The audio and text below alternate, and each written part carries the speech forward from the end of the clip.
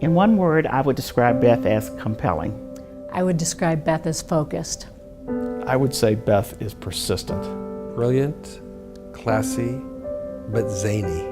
That's how I would describe Beth. When I had the opportunity to teach 11th grade American history as a student teacher in college, I quickly realized that was probably not what I wanted to do with my life, and then had the opportunity to graduate from college without a plan. I know that thrilled my parents. And as I interviewed for jobs in the mid-1970s in Texas, the most frequent question I got asked was, how fast can you type? So that led me to my first job in a bank. I was a secretary. I found much about the business was interesting to me.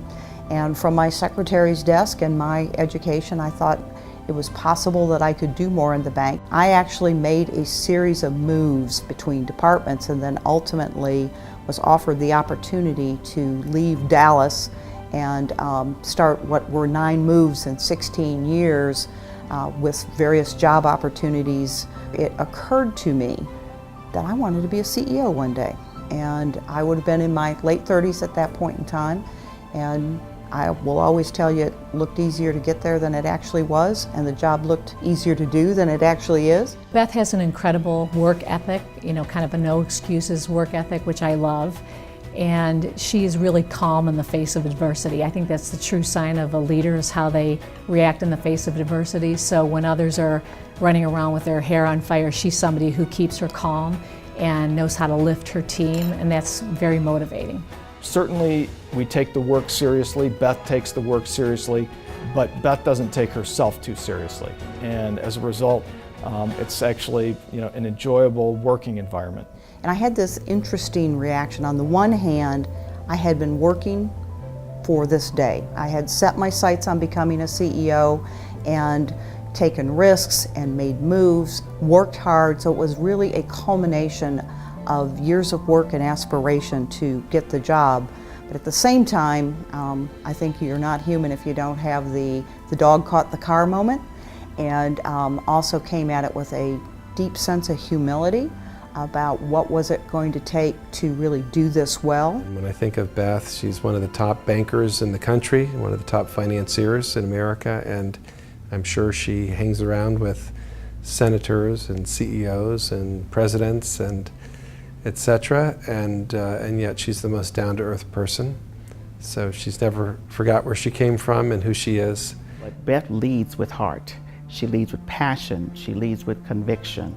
She leads with a promise for everyone to know that she really, truly cares about them. Beth's an incredible role model for women at Key. She brings her authentic self and style to the job and really balances her business drive with her natural charm and wit. And it's incredibly effective, and it's something that's great to watch and observe and learn from. This will be her legacy. I think the notion of being, frankly, not just a role model, but an inspiration to women, I think is going to be huge. To me, if you can unleash that feeling in people of being included, of being authentic, of being their best, and seeing themselves in a broader purpose of what the company does, to me that's the highest value that a CEO can do, is lift up a whole group of people to really embrace the company's mission and strategy, but do it from a place that's highly, highly personal. I think that in the philanthropic realm, she has been a fantastic partner for us in so many of our endeavors. She's doing a tremendous job for the bank. She's doing a tremendous job for the community. She's out and about in the trenches, not just in the C-suite. And I think that's been a wonderful thing for Key Bank. She believes so mightily in Greater Cleveland, and she certainly wants our philanthropic investments to be purposeful, transformational, as well as making sure that we're making a difference in those investments. She wants Key Bank to truly mean something when we make these investments. At the end of the day, it's about people to me. And so to me, it is the best mix of being in a business-oriented career, but one where you touch lives from your employees to your customers to your communities to your shareholders in very meaningful ways that add a richness to what we do. That's my inspiration.